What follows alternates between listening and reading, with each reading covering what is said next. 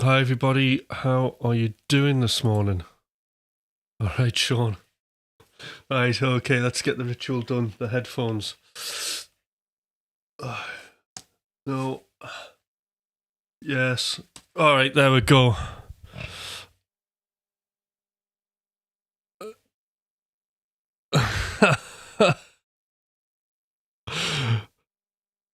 Right. What's this?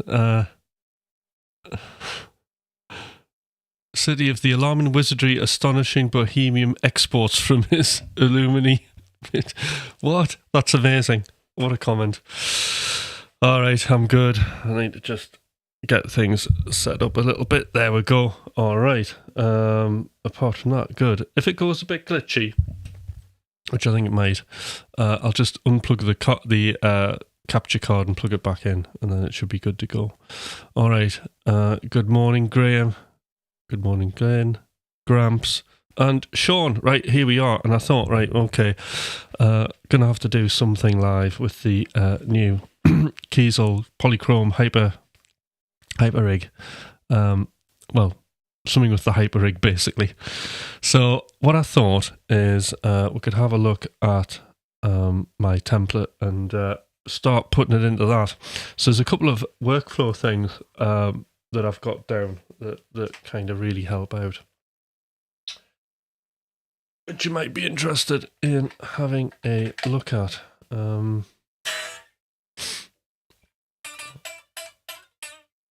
just tune up here. So apart from that, I hope everybody's doing well.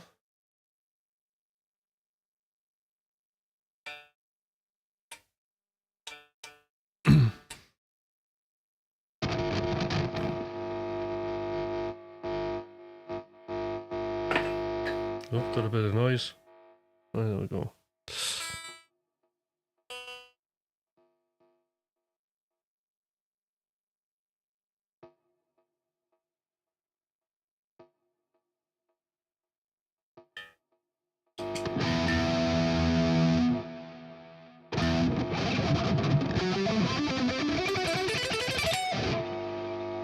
I've been getting a bit of noise through. That's it. Right, technical problems. Back again. Oh. Typical.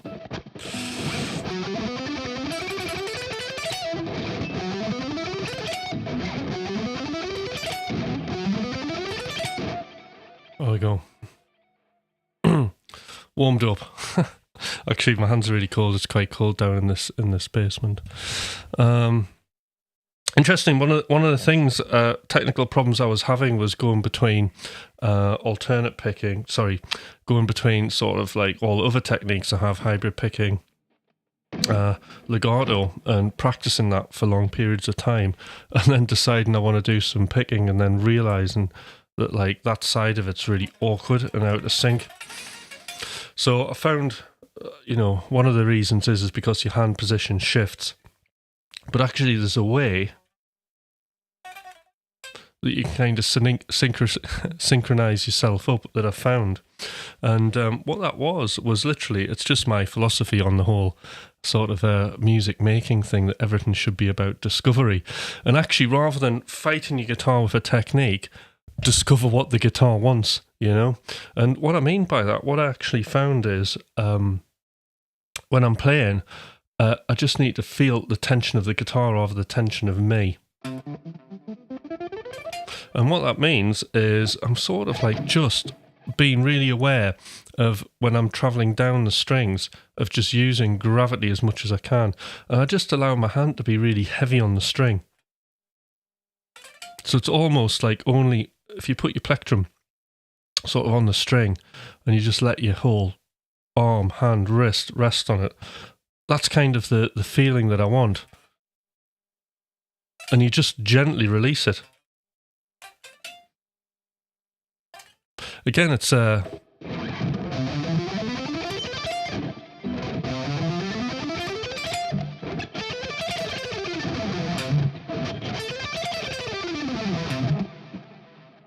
it's great. It's, you can just feel in synchronization with what you're doing.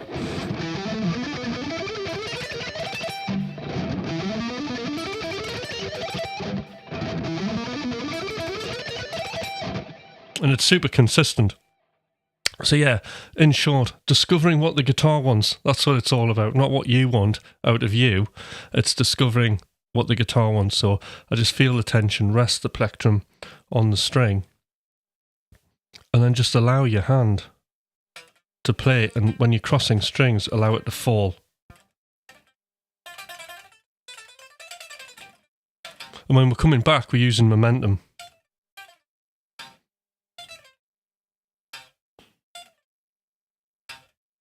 And when you think about it, it's a really super economic way to play, because what we're doing is we're allowing our hand just to relax at any available opportunity. So even when we're going up, it's using the weight of its hand going up.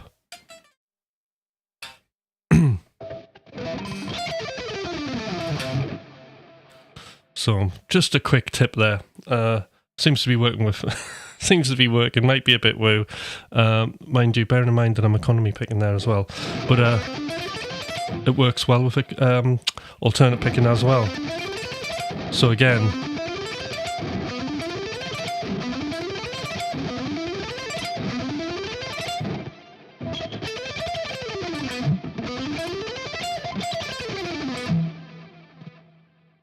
it's just very, very relaxing.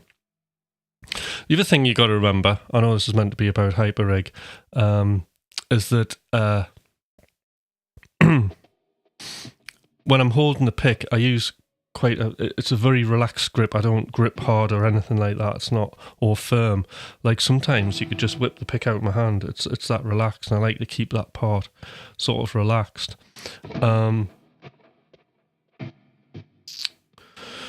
And then when you're doing that, you've really got to then rely on the planting and displacement. So that's another thing to bear in mind. So as I always talk about planting is the distance of the plectrum from the string. So when you're pushing, when you're picking, you can practice it just by playing and then trying to stop the note with an upstroke. So I'm going down and then stopping it on an up. And what we're just training our hand to do is go into a rest stroke. See there? And I'm going straight to the third string on an upstroke.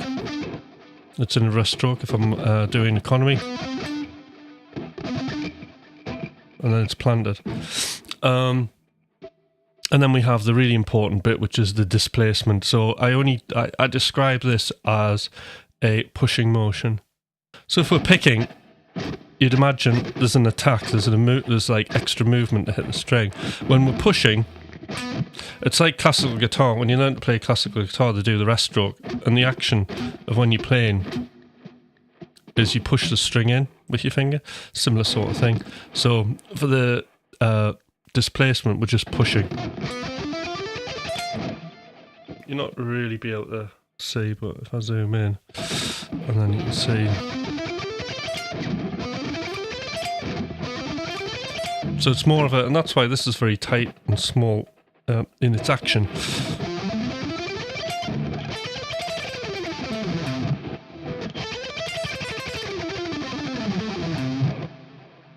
And that's how it works, just with the picking. Anyway, just a few tips. I wasn't meaning to say that, but it was a problem that I was trying to work out. I was going, why can't I pick? Why am I like out of synchronization? And it's the frustration of not being able to do it, wanting to get it back, and then forcing the thing. And then I was just like, oh, I'm beaten. And then all that was left was, oh, I'll discover what the guitar wants. Hey, man. So you go, Gramps. Discover what the guitar wants. And just try and meet its expectations. Right, I wonder who's got the plug-in here. So who's got the HyperRig? Anybody got it? Or not? If not, don't worry, because we're going to do some stuff in a minute.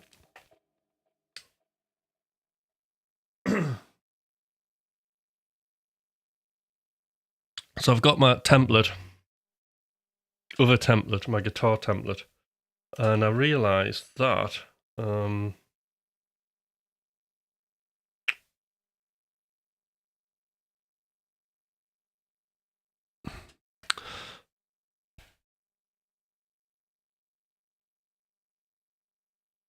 so I've got some power tips. I think that's what I should call it. Power tips. You got it, Sean, right? So, Sean, you're an Ableton user. How about this for an idea, right? What I've done is, I hope you can see this, is here's my HyperRig over here. And look, it's got like lots. I've put it in a rack, and I've coloured lots of things in, so it just looks amazing straight away. But no, what it does is what I'm doing is I've macroed what I consider to be important controls when you are mixing. Now, there's a couple of scenarios here, and the first one is. Right, we'll pick one of Thomas's. Right, Sean, what's a good lead tone? Give it everything, right? So I've got give it everything, okay?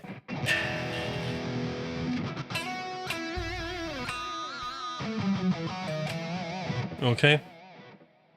Now, if I'm playing and I do some recording,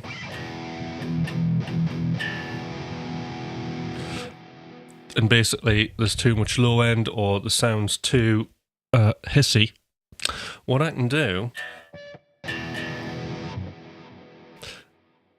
if we go to the amp section, what I've done is I've macroed the high pass and low pass filters. So we've got this.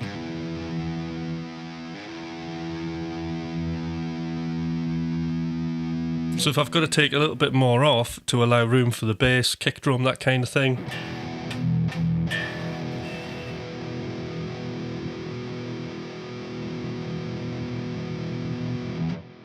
Then you've got that there. If it's two, or sunset lead, I'll try that one. Let's go for sunset lead.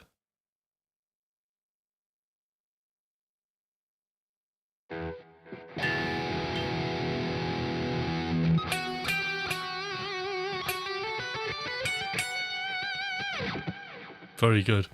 So let's say, you know, again, we just need to take a little bit of the low end off because we're, you know, a bit of a pick thump there. We don't want it.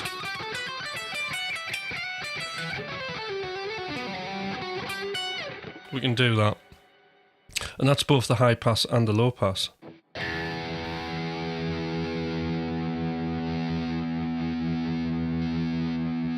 So we can get rid of tizziness. I love that word, tizziness.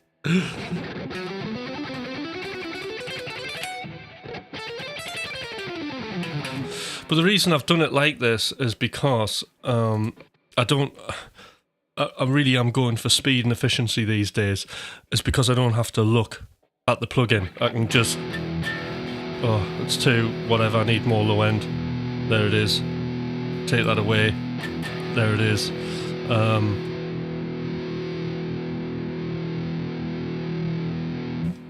And the other good thing about this is it's forcing us to use our ears. So in a mixing situation, we want to be using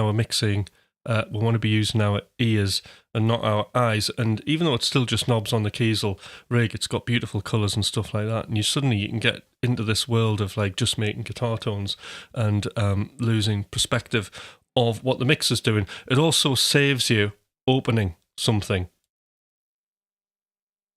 You know, I don't have to do that. I can just do what I need here. So the other controls that I thought were really useful are things like we've got resonance. So if you cut too high,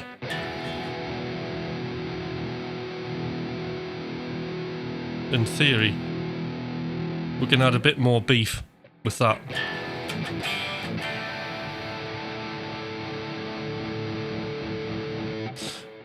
If we need some presence, do it there. But the reason I've done this is because I kind of got this tip from Nolly, really. We're kind of fixing the guitar in a mix situation higher up the stream. So in other words, we're fixing this with the cab parameters first. So then we've got things like I've got reverb and delay mapped, so that's off there. Again, you know, you would have to open, although this is great for designing stuff, when you're in a mix situation, we don't, you know, if you're happy with your tone, we don't need to go back here and start adjusting stuff there. We've got basically it all macroed on here. If you just fancy a bit of room.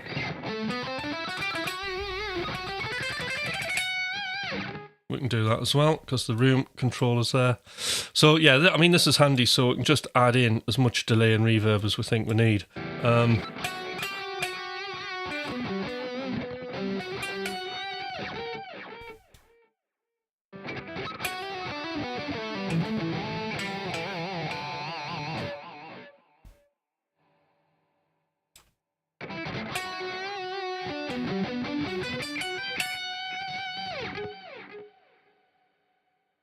And there we go. Let's bring the chat around here.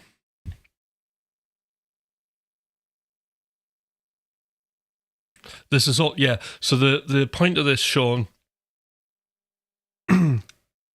is we are, the point of this is so we don't have to keep opening plugins and we can deal with multiple instances really, really quick. And we've got access to what we need. The other thing is a bit of gain staging. So, like if I end up running a bit hot here on the controls, then I've got also the master here macroed.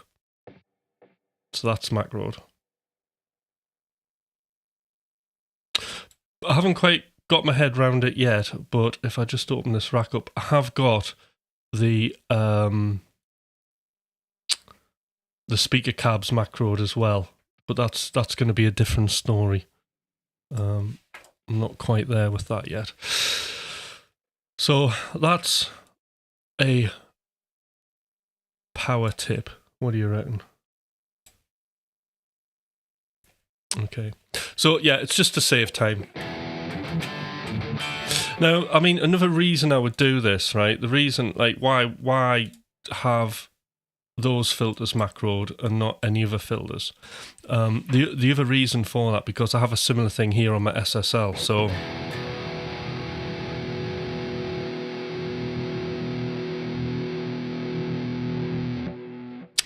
So the SSL obviously has amazing filters on it, but the one thing about it is, I'll just get my foot still.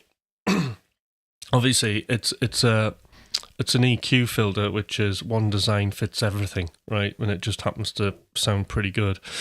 The thing with the HyperRig is that actual curve on those filters, when removing low end, high end, and the air, are absolutely optimized for the amp, so it's giving you the best possible results.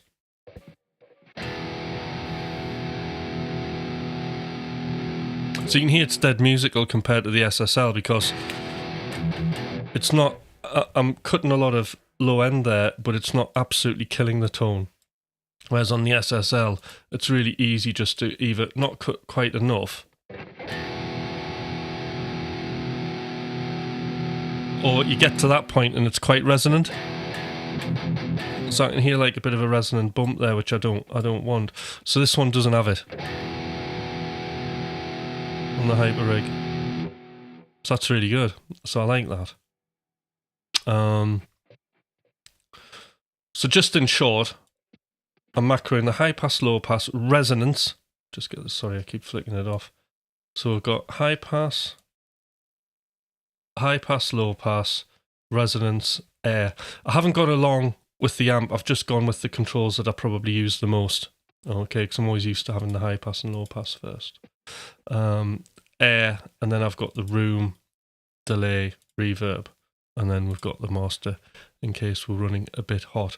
And they're just specifically, it's not about like sound design as in a making a guitar patch and design distortion and getting the effects all dialed in. This is just simply just having the controls available to quickly make your guitar fit in a mix on the fly. That's all that's about. But hi Stelly, how you doing? So yeah, so Stelly, if you've missed out, I'm just talking about controls. So I've got like my HyperRig just in a Ableton rack, and I'm just controlling the mix kind of parameters. So high pass, low pass on the amp section, resonance, air, room, delay, reverb, and the master. All right. But there's another thing that I've done, right? One of the things you can do on the HyperRig is you can switch off. So we take sunset lead, and on the icons down here, if we double click on something, we can switch it off. Right now, this is really, really handy, and you can switch off all the components.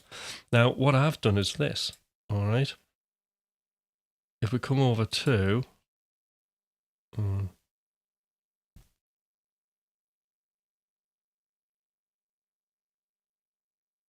my return channels, there's loads of them at the minute. What I've done is I've put HyperRig on my return, all right? And then I've switched everything off, absolutely everything. So I've switched, pedals are off,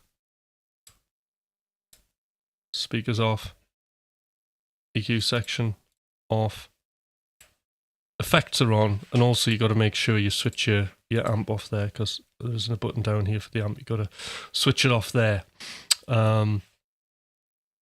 And now I've got that, and then I've done the same for the reverb.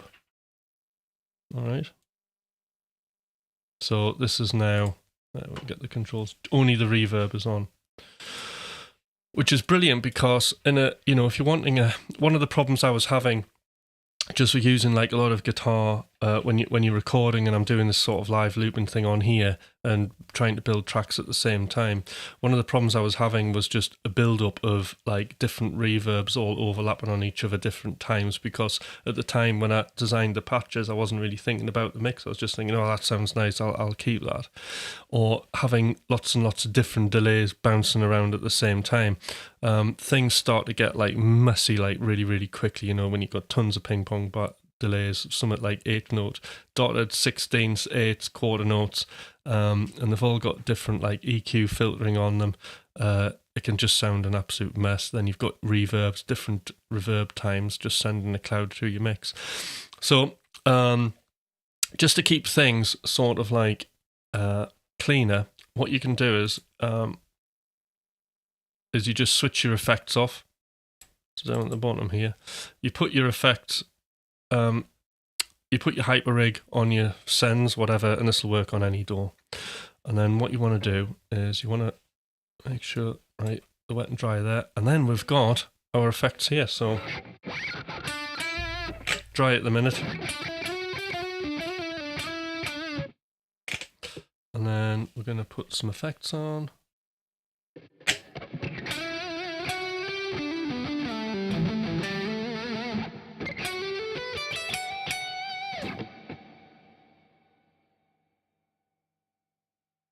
Put some delay in.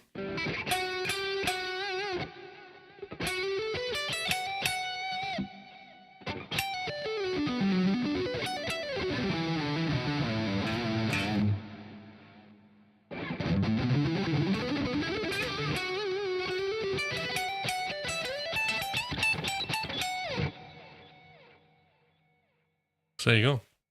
Pretty cool, isn't it? And then I've just got that on all the different channels, really. So I've got some dialed in here.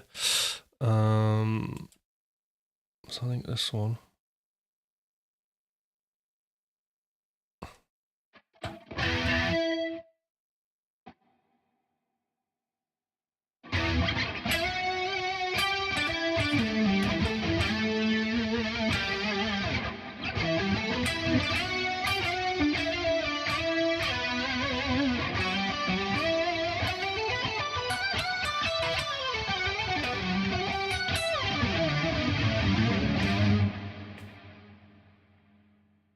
Going over the top of the reverb.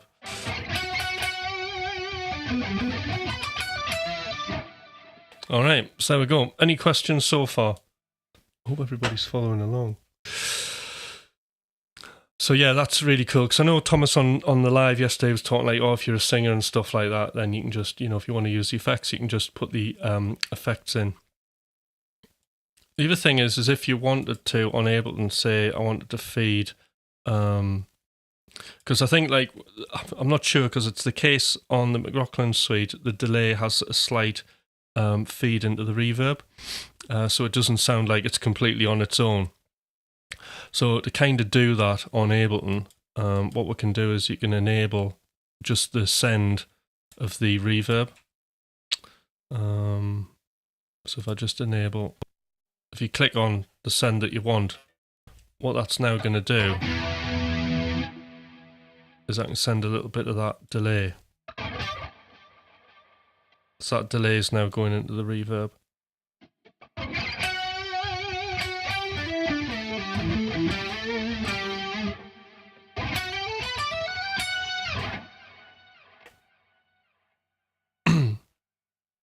So that's quite handy there. Yeah. Ableton HyperRig power tips here.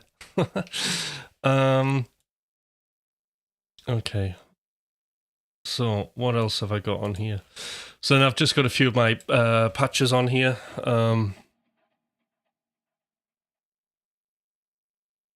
have we got for clean? Let's go with the cleans. So this is actually a mix between HyperRig and the McLaughlin suite.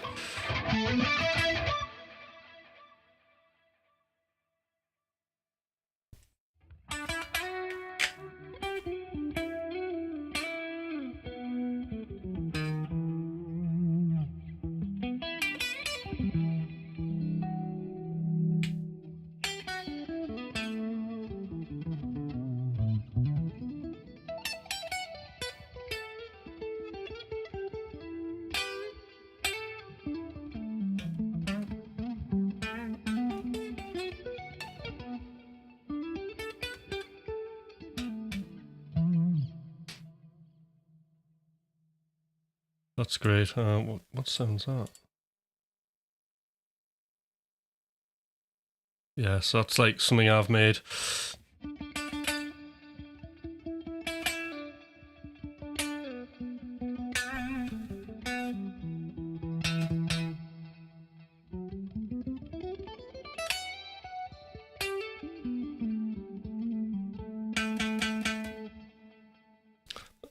So another advantage of having things on the returns, like let's say that reverb, I want to get in and just tweak it a bit more.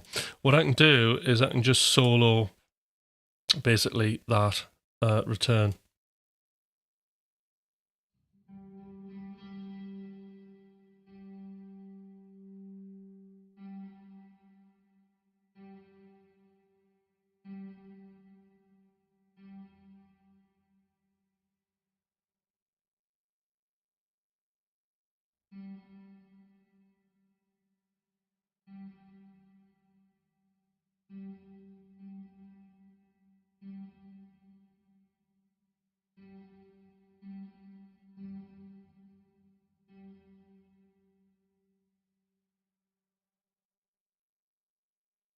Right, just a little bit of an adjustment on there. There we go.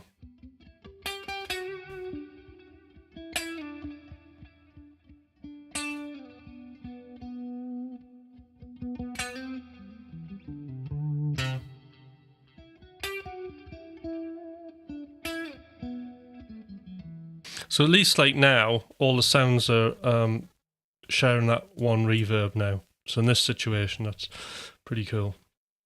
But I mean, if you're wanting like extra long reverbs and things like that, then you've got the option of just doing it actually on the plugin. Right. So, oh, this was a good one.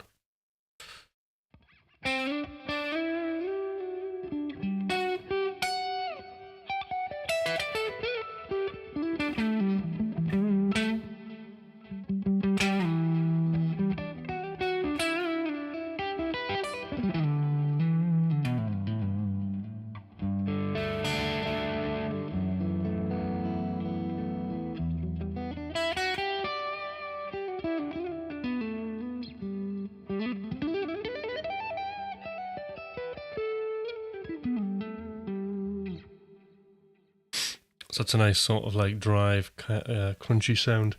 I'll just check the chat, see if anybody's saying.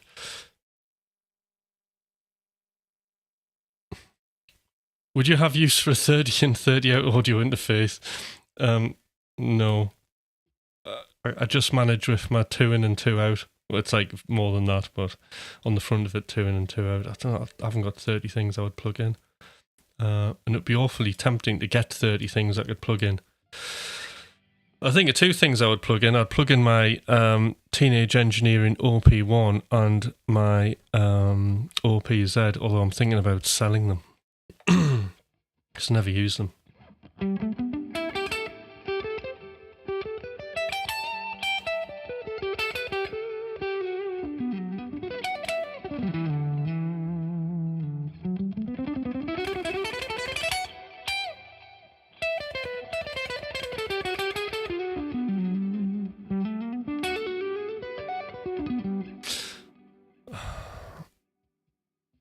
Wish I could turn the heater on in here. I'm absolutely frozen.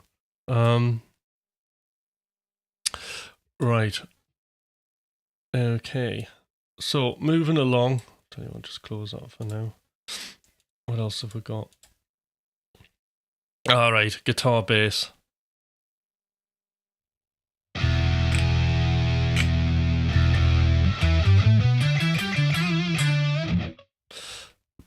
So we need to change this actually. So for the guitar bass, what I want to do is we're going to use a bit of pitch plugin. Now originally I was using the THU pitch shifter, which is just like a little guitar thing. So I'm now not using that. I'm now going to use the McLaughlin suite. Not the McLaughlin suite, the HyperRig. So I'll just grab one of these and I'll drag it into here. So I had tested this and it's the difference is really good. So I'm going to get much better tracking. So I've just dropped this on my bass slot, and then all I'm going to do is switch absolutely everything off. I'll just put on the initial patch like that. Switch everything off. And then drop it to 12. And you've got to switch the amp off as well.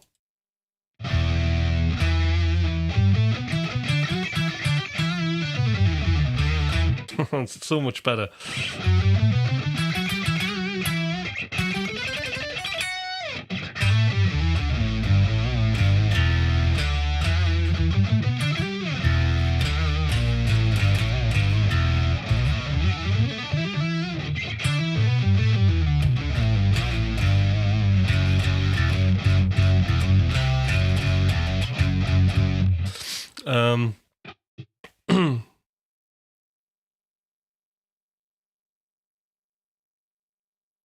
So there's another cool thing.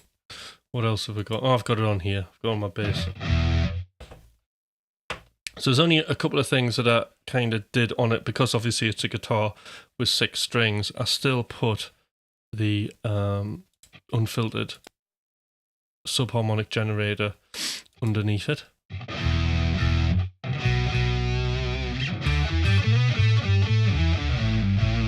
Like if I turn it off, it sounds less like a bass. So I just get that nice sub. And I am going into parallax, just because I thought it sounded good at the time.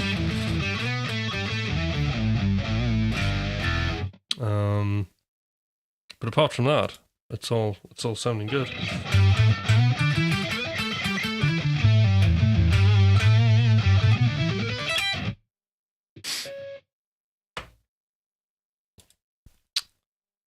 And then we've got my normal bass. Same deal.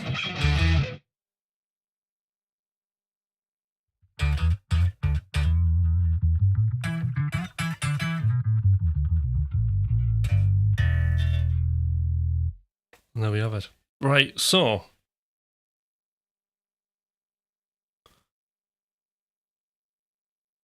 has anybody got any questions they want to ask about the about what I think I'm doing here.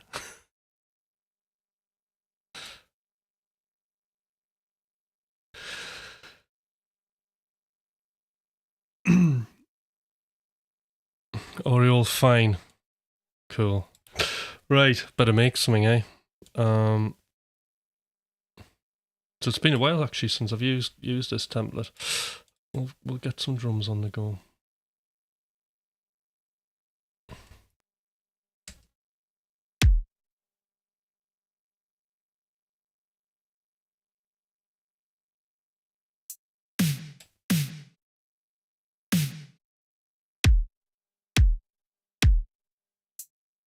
Play with something a bit easy.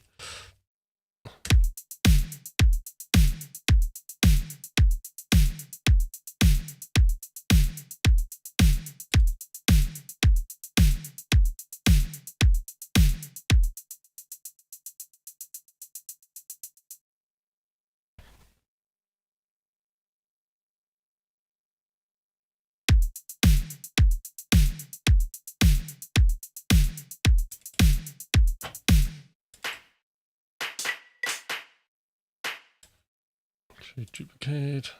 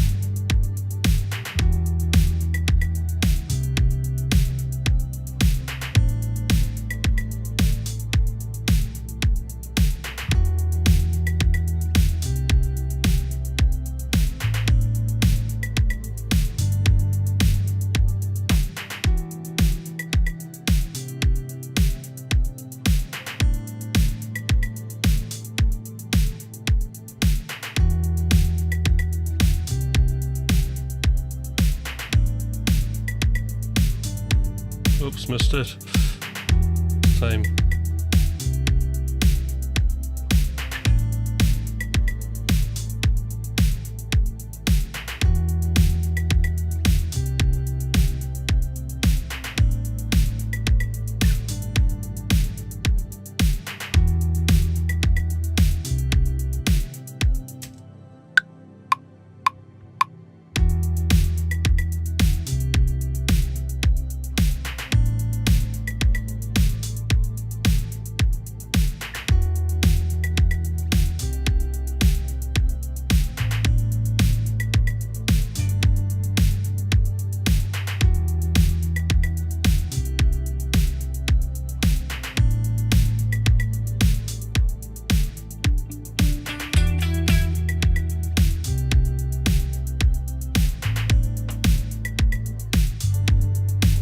So this is McLaughlin. I'm using the grain delay on the Dream sound.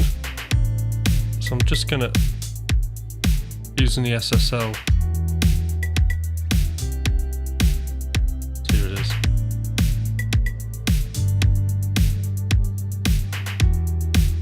Take it away, bit of the low end away.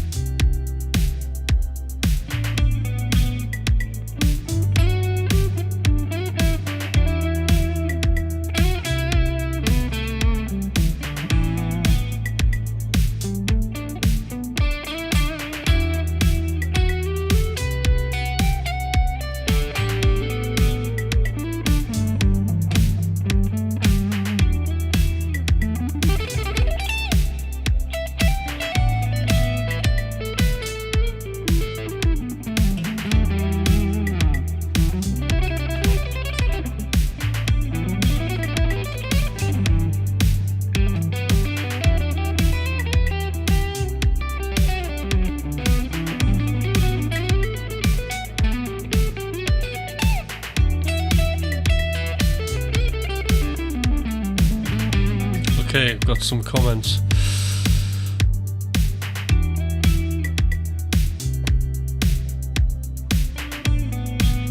Have any tracks you need to delete? Yes, I do actually.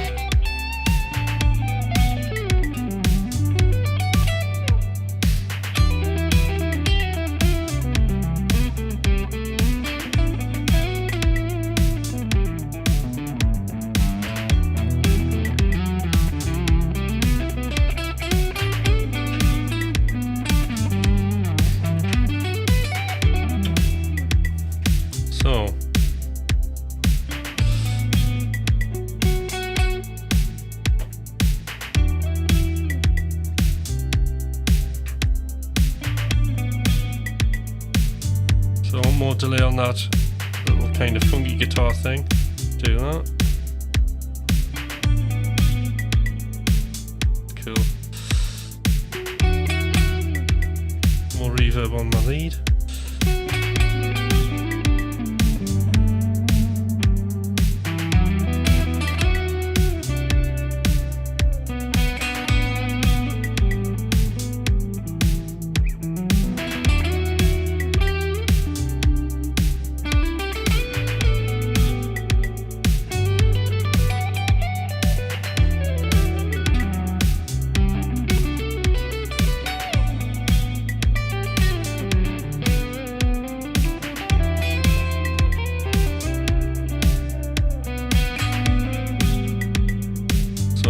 Stick something down here. I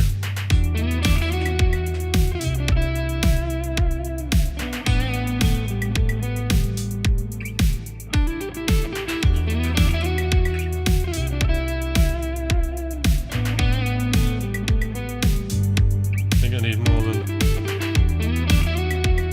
we'll try 16 bars.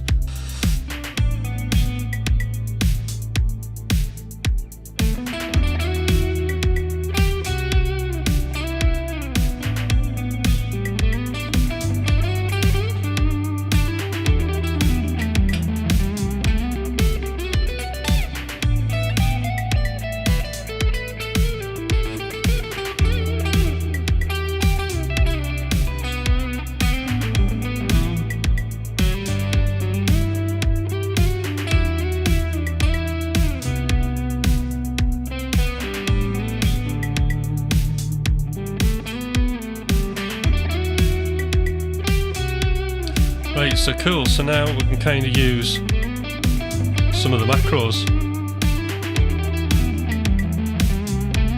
Get some up the window. Bit of air.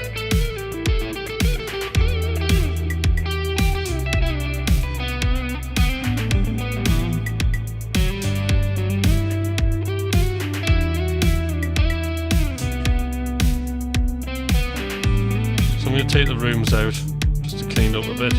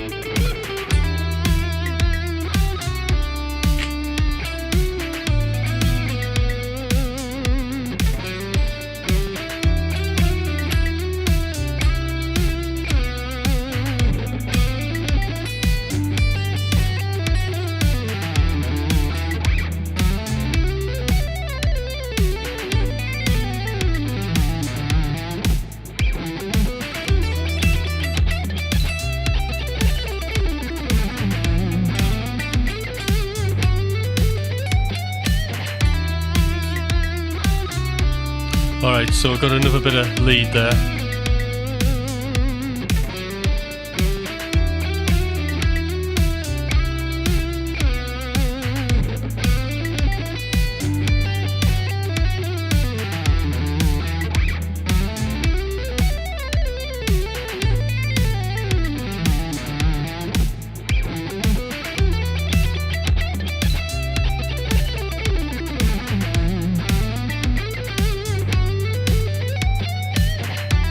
So we can really dial in the effects now.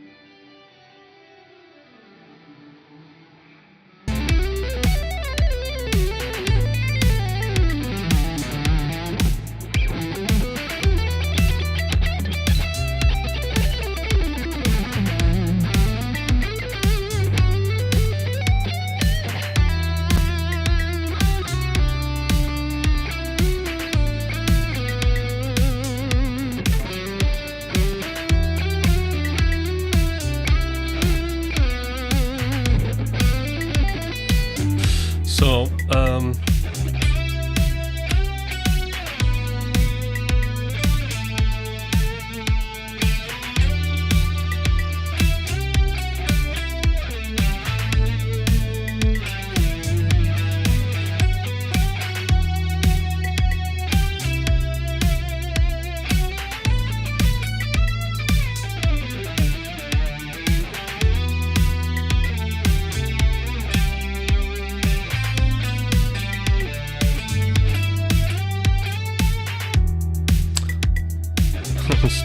struggling thinking of melodies.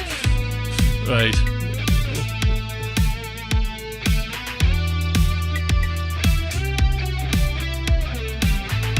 We'll solo this.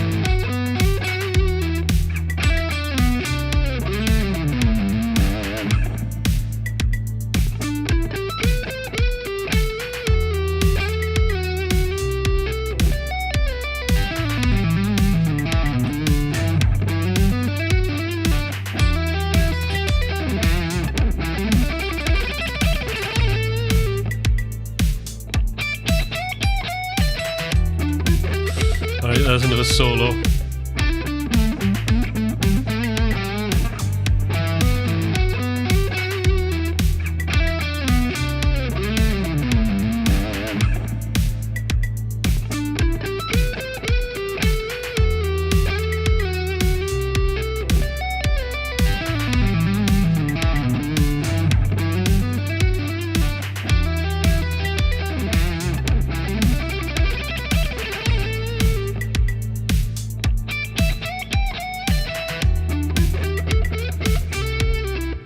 So this low gain sound, I haven't actually got it racked at the minute.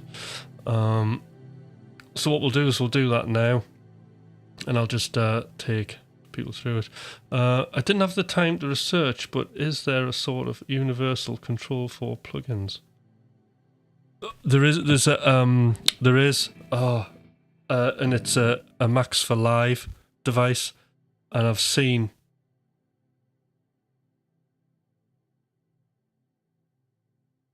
Oh, right, Stelly, this is like going off memory, right? This could send you down a rabbit hole.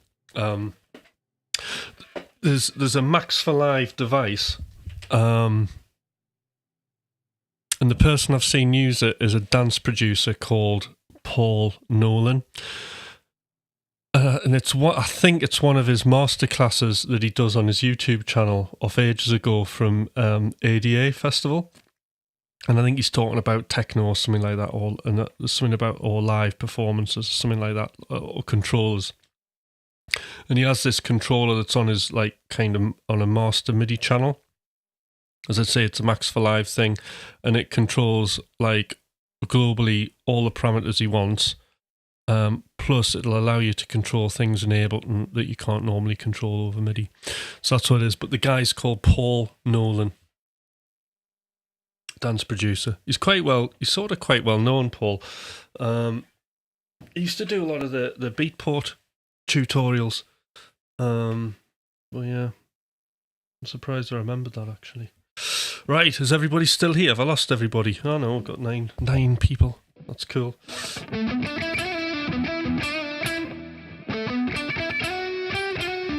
We'll go for this view, eh? Right, what was I doing? Alright, yeah, so a couple of things. So I think what we'll do is we'll just macro this so you can see what I did. Alright, to macro something like this, all you do is you click on HyperRig, Okay, and you press Command G or Control G if you're on a PC, and then we click this little round button at the top here, and that gets you your macros. We go to the AMP page, which is here, and then all we do is we just start macroing these things. So what we'll do is I start with these down here. So if I put push map, just click on the thing I want to map, and there it goes in like this. Click on the high pass. So I've got my high pass, low pass, resonance. Really is as easy as this. Air. Okay. So that's those two things. Then what did I have? High pass, low pass. Oh, and then I had master went there at the end. Oh, room went here. And then that just leaves mix.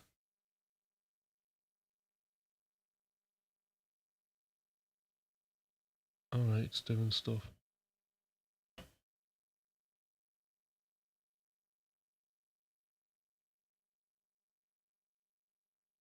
Let's just go back. I'm getting some weird behavior.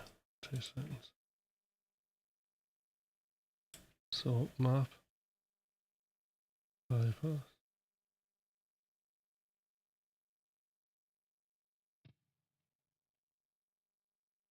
Oh, there we go. Right, it's working. It's just me. I'm the one not working. Right, there we go. So we've got high pass, low pass. I put my room down here. I put my resonance here. Just me getting confused with the way it's titling things. Resonance goes there. So you just click on the things where you want to put them, and then you map them. And then I want my master there. And then I want mix. And mix there. That should be it.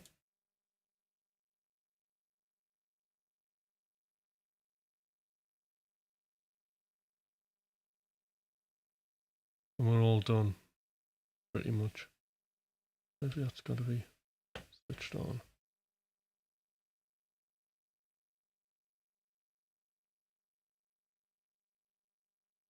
Right, Fusion Master goes there. Reverb. Delay. Right, there we go. And it's all macroed up. And now we can control everything that we need to anyway.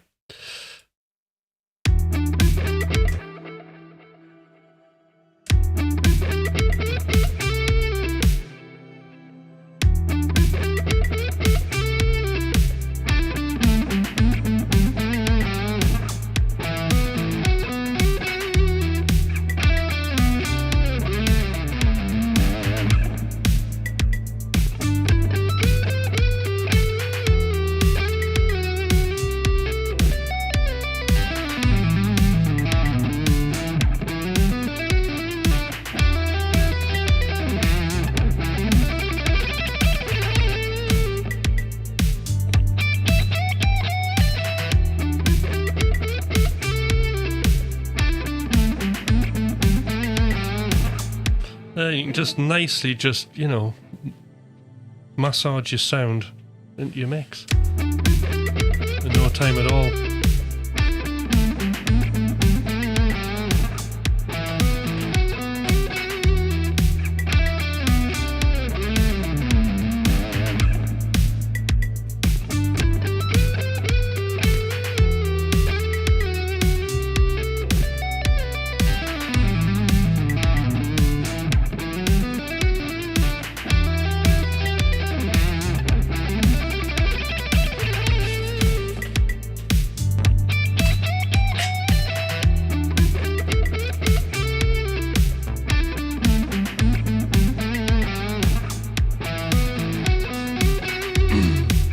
Do a remix of this solo.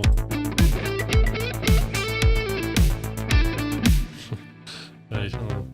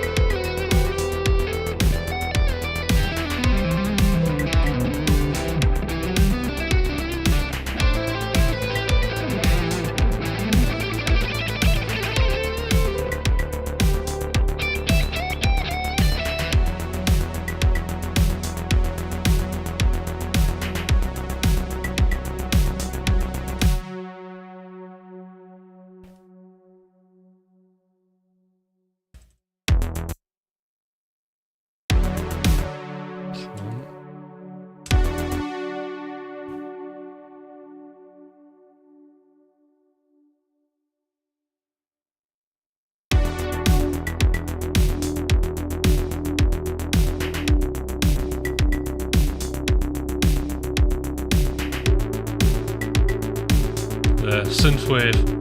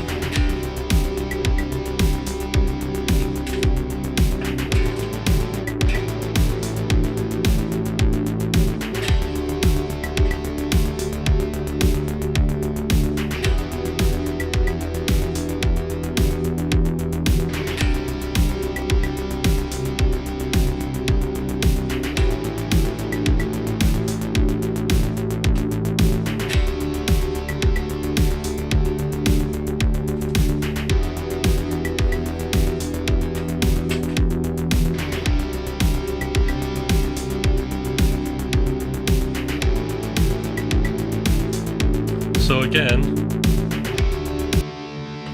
take a bit of the lump,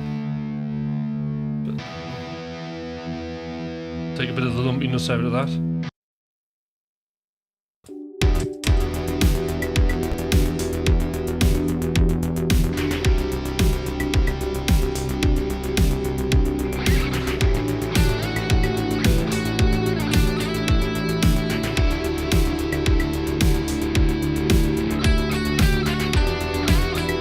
Hi Scott.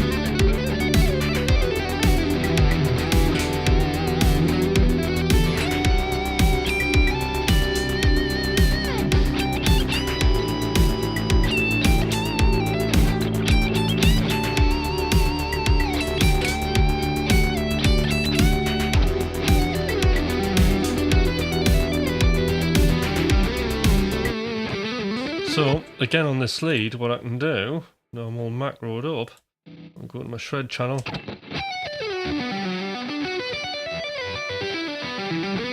Clean up the low end.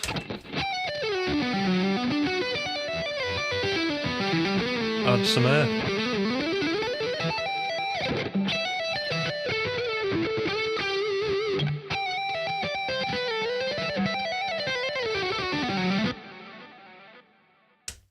See what that sounds like.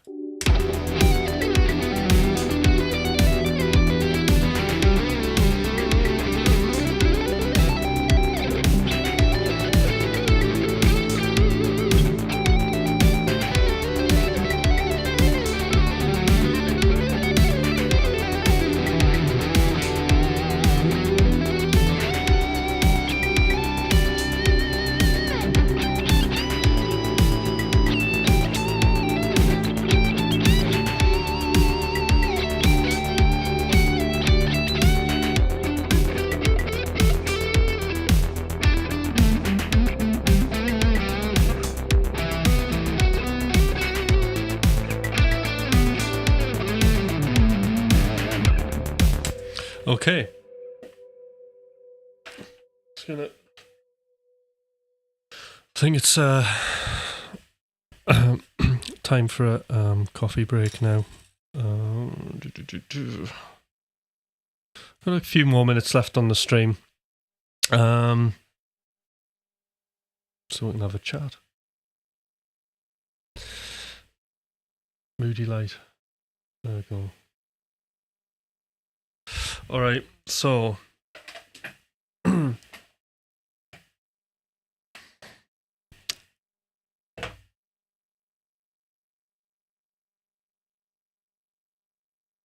So Scott, that HyperRig vid looked pretty cool. I didn't have a chance to make it very far in, right? Well, yeah, just when you get the time, have a watch through. I mean, I did my sort of content video there, just like as a live thing. I thought, right, I just need to kind of get this done really, really quick, not overthink it, and just go for it. So it's a little bit all over the place, admittedly, but oops, gets the job done. Where's my cup? Right, gets the job done, doesn't it? Which is what I was wanting, but plenty of people are watching it. Yeah. So, just make your way through it, have a watch. People are watching it, which is really good. But I'll do some more videos. I'm gonna do like some Ableton Live workflow tip kind of things. All right, thank you, Sean. Yeah, so I've been doing a little bit of work on the stream, so yeah, it's getting the views. So yeah, I mean, like over the last just few months, I've got the big light. So I've got I've got Thomas's big light that he used to have. So I've got that in here now, and then I've got my other beauty light, and then I've got my backlight here, which I had before. So that was one upgrade I did. Then the other thing was, we've got the new Stream Deck, so that looks cool with the matching blue knobs. I've got a little Chinese cat in the corner there. We've got a 7-string there. But no, video-wise, I think one of the things that's really helped me out actually is I've got a prompter. So I got the Elgato prompter, which is brilliant. I don't use it for prompting, but you can use it, right, as a second monitor, so I can see myself and I can see the exact shot that I'm getting. So it just makes it a lot easier when I'm talking to people, because like at least now I'm kind of, I mean, I'll have to put a little mark on where it is, where the camera lens is, but I'm pretty much, I would you say I'm looking into the lens now? Yeah. So at least I'm looking at everybody in the right place and giving everybody attention. So that was it. But I think the other upgrade has been I've been looking at my body language a lot, like, and for some reason, like on content videos early on, because you're just going to there's always going to be something that's going to be crap and embarrassing. You just got to go with it. But the first ones, I'm like this, and then talking to a camera, and like that's just not how I act in normal life. I don't talk to people like that. And then there's a slight bit of lecture about it as well. But I've left it up there anyway, because I like looking at my progress. It's like when just with the live streams, when I go back to the first ones I did to these ones, it's the difference is pretty mad. But I mean, part of it is just having the right kit. So just having this video prompt has just massively helped me. It cost about $250, but worth absolutely every penny. But if I so wish I can script things. So just being able to see yourself, because on the lives, when I've watched myself back on lives, I really like my body language. So it was kind of getting that over into when you're making content. And it's just really hard sitting in front of a camera when there's no feedback whatsoever, when there's nobody there, and pretending that people are there. But I've got it, I've got it beat. I mean, I must admit, it normally takes a lot of videos for people to kind of get there, but I do feel that I'm actually making the progress really, really rapidly. And I know I should be making music and releasing it, and I am doing that, but I'm just so really into the YouTube thing at the minute. And I think, this is where the modern musician is going, isn't it? And I'm going to start. I can feel the AI thing brewing up in me. But I was on the guy who I coach for, Mike. He had on his podcast, just somebody asked a question like, "What's going to happen to us musicians with AI and stuff like that?" And he did have a quite good answer. There was a couple of ones. I mean, the usual one that I give, but also at the end of the day, when you've got artificial intelligence till it actually develops a consciousness, there's always going to be a human being working it. So that's the first thing. So if you're an electronic music producer, you might just be prompting, which isn't really I wouldn't fancy that. So you might just be prompting things, which is fine if you're not a musician. Like, I'm quite happy sitting in front of DALL-E and prompting it to try and make images, right? But then getting frustrated when it like fucks it all up, and then trying to get it back. So we'll be in competition who's got the best prompts for that. And the same with the musicians who maybe like just want to do music production but aren't like playing an instrument or anything like that. That generation will be typing into a computer, into their AI and stuff like that. But you can't get away from the fact that other human beings want to see another human being doing something cool and expressing an emotion as a metaphor on an instrument. You just can't beat it. Because it's like saying, let's not talk. I mean, whatever you say, like about music, it is a language, you know, and it is a form of communication for us human beings to do, and birds and sometimes animals as well. They like to sing, don't they? Like dolphins and things like that. So we're always going to have that. And the beautiful thing about, plugins that things like Thomas does is it focuses in on the human being, doesn't it?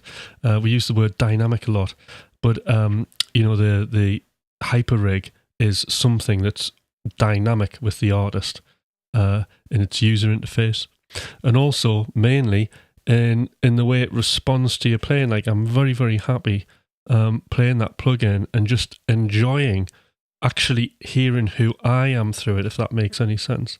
That's why I love the HyperRig, and that's why everybody should get it, because you're going to hear more of your personality come through that than you are in any guitar plugin.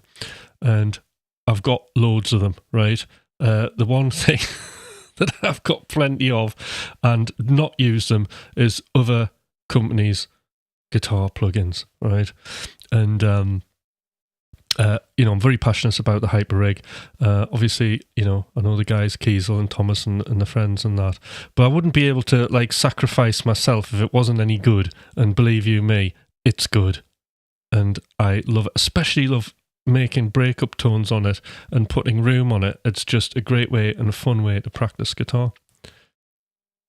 It's very serious, Scott, and that's what we want to do. We want plugins that track with us, track with our thoughts and our feelings coming through our hands, playing the guitar, and an amp that follows it, that backs it up, that it allows us to express our feelings and emotions through a metaphor. Very important, because you think about it, right? Life's very stressful. It can be very stressful at the minute. As I always say in my first coaching video, things are going on in the world, and it's not great out there, okay? So the one thing we do need is a plugin, right, that at least allows us to express our thoughts and emotions. If we're feeling a bit fragile, if we're feeling a bit down, and we want to like put our emotions through our instrument because we're having a bad day for whatever reason, and we can't be asked to plug an amp in or what have you. I mean, this is better than real life, to be fair, the HyperRig. We can put our HyperRig on, and it is always there for us. And it is always there to deliver what we put through it the way that we want it to be put through. And that is what music's all about. And I don't think we should ever lose track of that, the importance of it. As you know, I work in the healthcare industry, and I see some amazing things happen with music.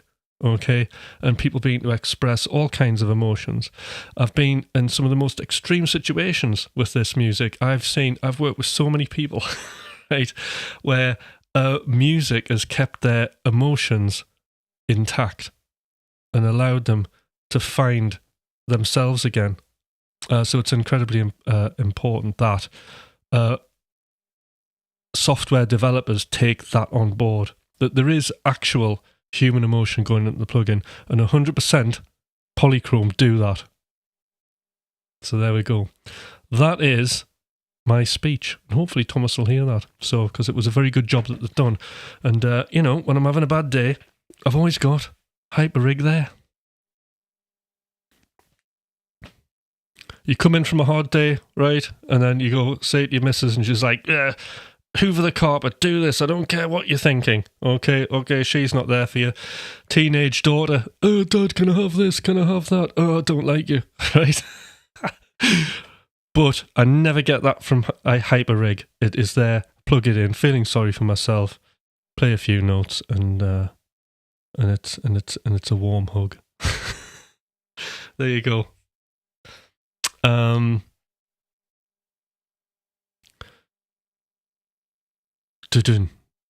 that's all I've got to say about it.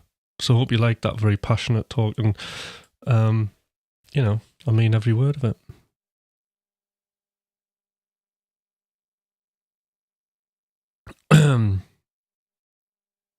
Bloody AI. I tell you, the good thing about AI though is that it means I don't have to focus in on shitty, horrible jobs that I don't want to do. That's the good thing about it. EQing something, tricky EQing, use Sonable for that. Mastering, don't want to. I never liked mastering anyway. It was like I was like mentally done in by the end. My dance career, like, because I mastered all my tracks, then I was like, what do I want to do? And then you have to do it, and had to be 100% committed and doing a really good master. Learn that skill, and to be fair, I can still beat Lander. But not enough to warrant just being able to shove a track in there and push a button and it come out really good. So AI is really good at that. And just think, all those hours and times I save not having to master a track, it's absolutely brilliant. I can focus more on what I want to do on guitar, really. And there's a hell of a lot of stuff that I want to do on it at the minute. A lot.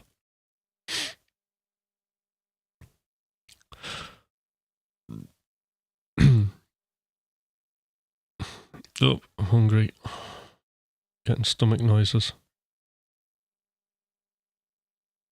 Oh, there's Danny. Danny, hello, Danny. I didn't see you there. Sneaked in. I'm glad you're feeling the HyperRig. Or feeling hyper. Hopefully because of the HyperRig. Right, any questions, anybody, with what I've said?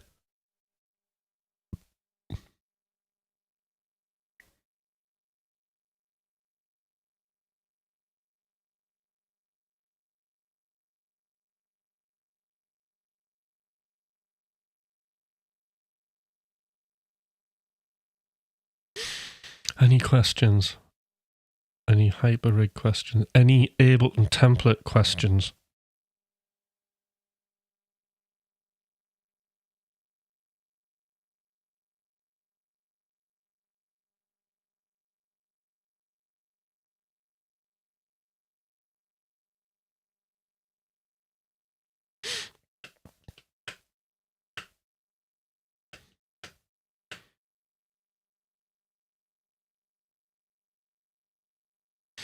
Rock the Hyper, Tim. Show some good stuff with the 7-string. Not this morning, but it is coming up. I tell you what, that 7-string's kicking my ass. I think it's really weird because I think the 7-string's the 6-string. And then, so like, if you imagine, like, the 5th string's like the 4th string. It's confusing. But, I'll be seeing you tonight. I'll be playing it tonight, though. That's for sure.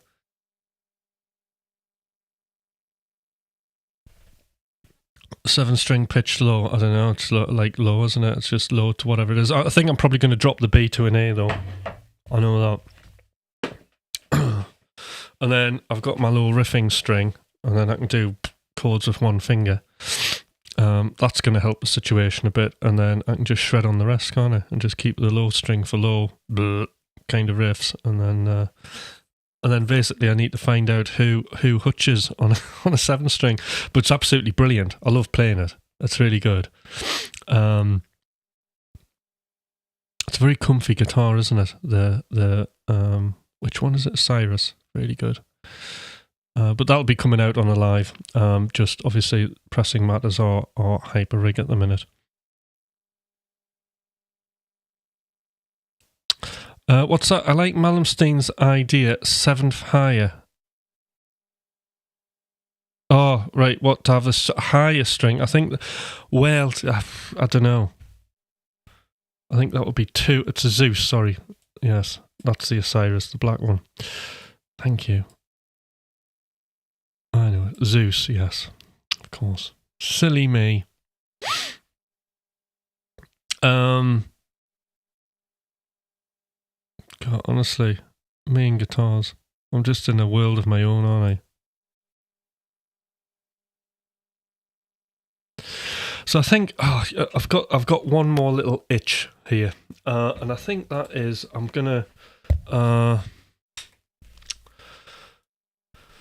me a little bit of rough shredding here, right?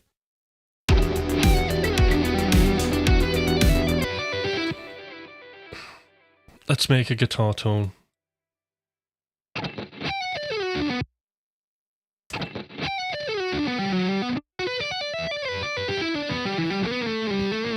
All right, in it. Cool. Right, now I'll just switch off what I don't need. And pick, well, it's a lead thing, so we'll try Infusion. I mean, both Carbon and Infusion are great. And then what I'm going to do is like crank some gain up.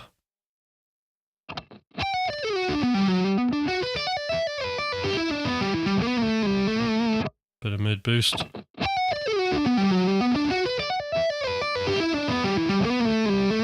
Well, I like what that push is doing. Let's go to a pedal. Quite nice. I do like using this boost, like an 808 Tube Screamer.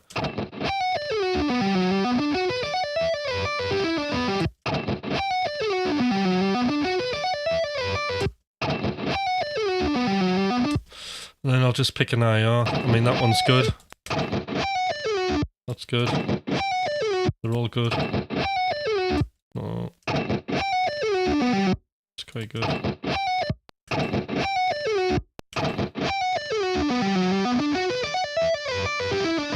It's quite aggressive and in your face, that, isn't it? Oh, that's good.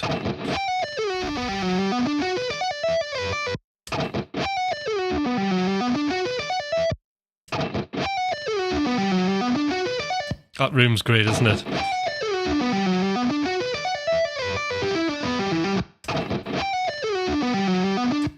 So that's a reasonable sounding tone there. I'm going to take the room off because I'm going to do something else. A bit of shaping. So we're going...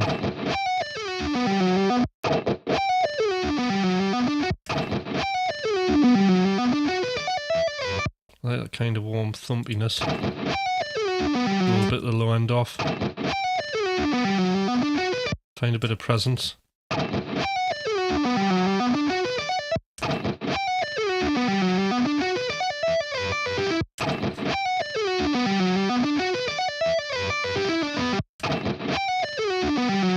That's pretty good.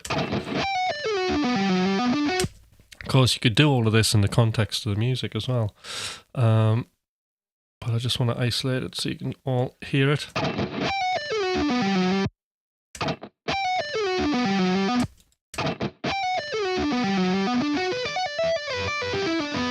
I'm going to go a bit wide. And then, what else could we do? We can add a little bit more presence.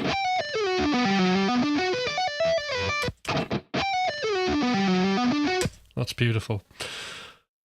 And then finally, of course, I've got my HyperRig mapped onto the return, so we can add a bit of, I'll put a bit of delay, reverb on.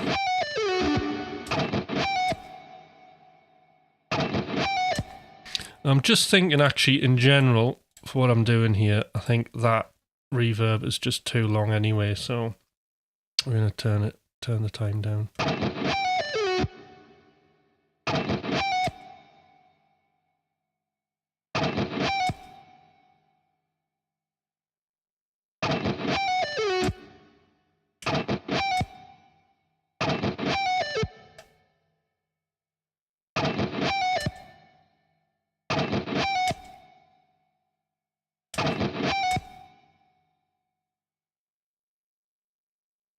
And then delay.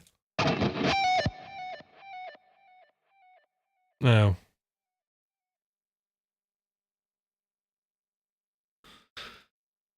how long has it taken me to make that?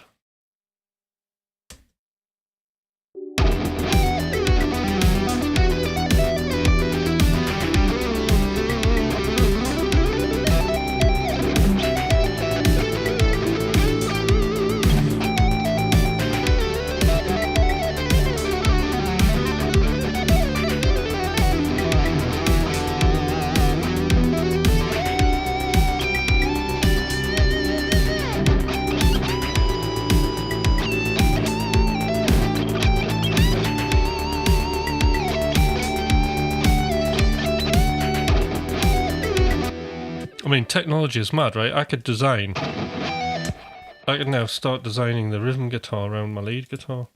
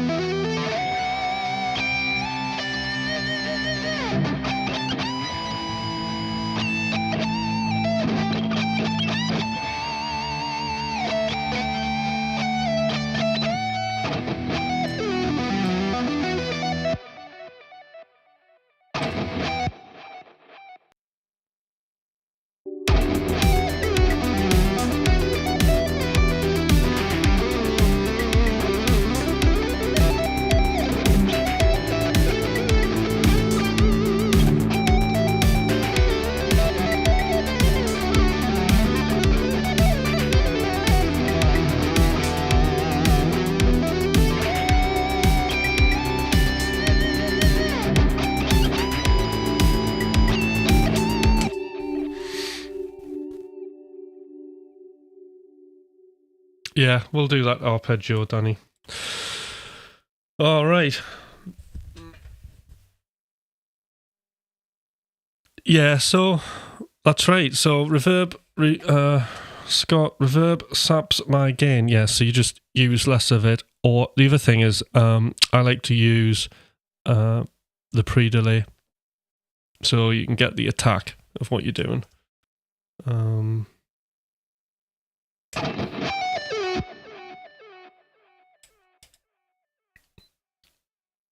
You can actually start working out in milliseconds, so you can start timing your reverb. I mean, I just like doing it by ear, really. But if I get the pre-delay here.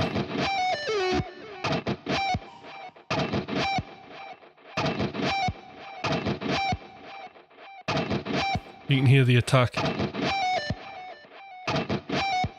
The guitar's coming forward. The more pre-delay I kind of put on.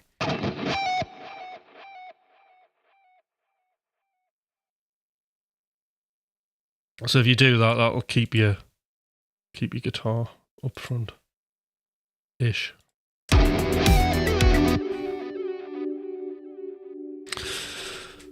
All right, it does sound great, doesn't it?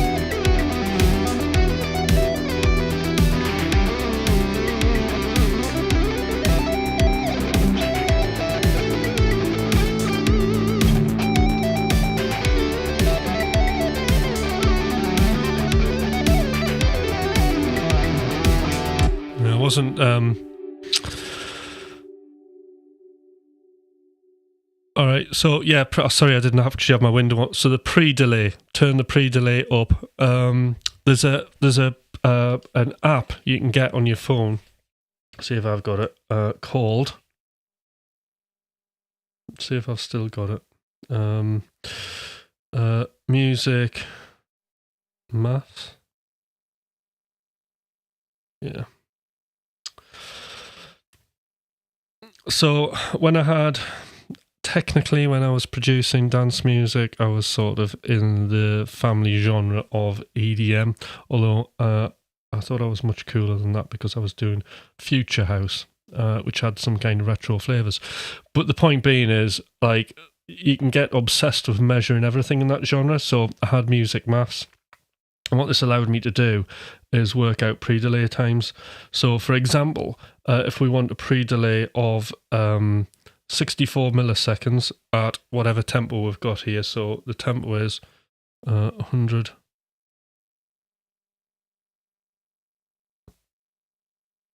Oh dear. All right, there we go. So this is what it looks like. So I've put in 100, and then I've got a list of all the subdivisions that I can use. So we could, I'll just put this on. Getting carried away. Oh, I'm starting to nerd out here. Let's get the guitar shred up. And return track. Just switch that off. Right. Now what we can do, I'll just switch the delay off for now.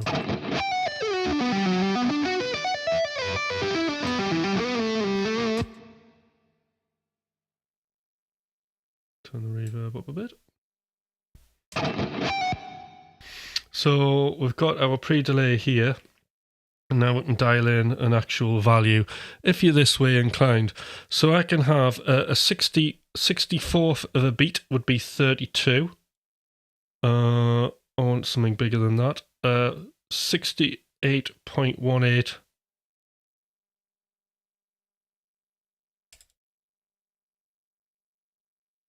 As roughly as we can get it.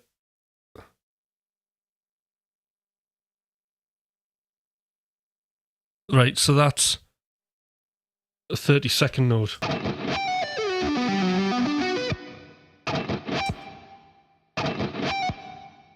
And then we've got, let's see if we can get up to a 16th, which would be 136. I think after that it just gets silly, really.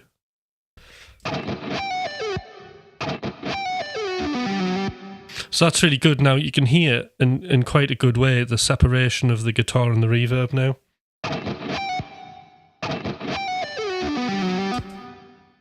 And then what that allows us to do is we can either... Actually, I'll give it... So you've got to remember your reverb time now is the time here, 1.4 milliseconds, plus 136. So if you wanted to time the length, that would... You'd have to put that into the equation as well. But that's just getting far too nerdy. Just use your ears.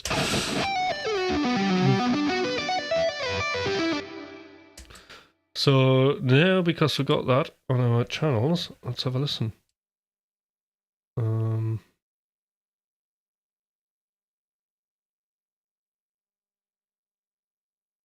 Get the delay on.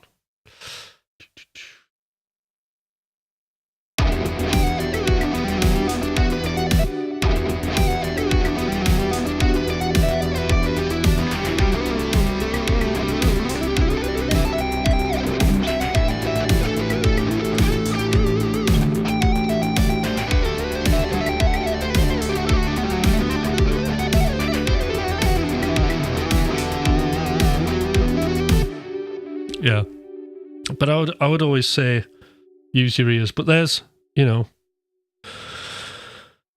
music maths. If you want to measure everything, personally, I used to do that. I don't know.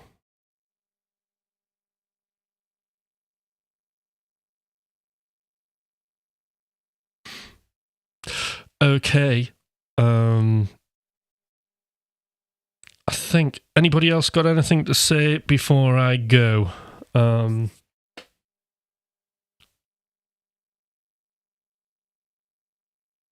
is that it? I think I've probably cleared the room. Now I've started to get into functional maths and reverb pre-delay times. But Scott, I hope that pre-delay thing, that's how you're going to get your guitar back. The interesting thing is, when I did like the mix for that track, me and Sharon did, which I've still got my guitar solo to do, and I think I'm going to release it on my YouTube channel. that mix sounds really good to me. And the thing about that mix is, I think there's no reverb. I think it's just delay. So you get lots of detail. And the way that I've moved things backwards and forwards in the mix is actually through filtering. So there's more. You don't have to use reverb all the time. That's the other thing. Sometimes it's nice to have on just to create a bit of space, but don't feel that you have to put that on. It's not always the most effective way with other instruments of mixing something. Just kind of filtering things off, like the rhythm guitars in this, and that lead sound. You know, if I want to make space, maybe if I just get the low pass filter,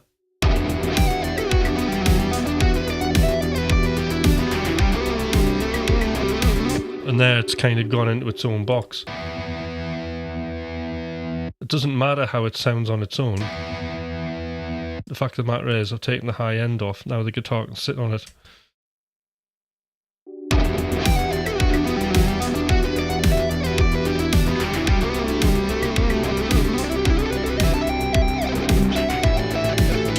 Yeah, just stuff like that.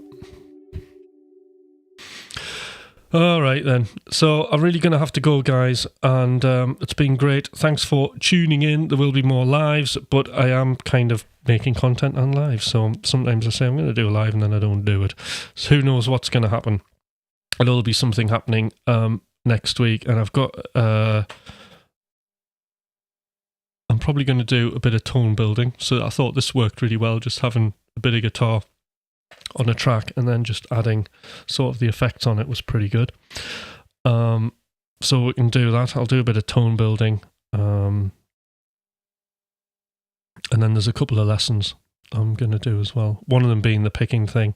So, you know, I'm going to do something on the fact when we're practicing legato, doing hybrid picking, then we come back to doing our picking, our general picking up and down, like that technique goes, because we've been over practicing these other things, or not over practicing them but neglecting it, and how to get us our physiology back in line for that picking.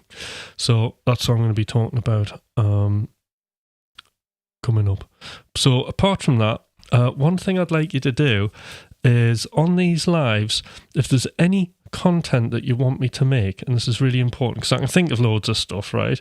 But actually it's my users here that I want to serve. So if there's things that you're thinking about, you know, and before, you know, you waste loads of time on YouTube searching and things like that, just ask me, put something in the chat or email me, and you know, I'll either respond to it on the live or base a live around it, or I'll just make some content, because it'll be something, no doubt, that hundreds of thousands of people are all thinking about. And if we've got a cure, we don't want to be hiding it. All right then, I'll see you guys later. Bye.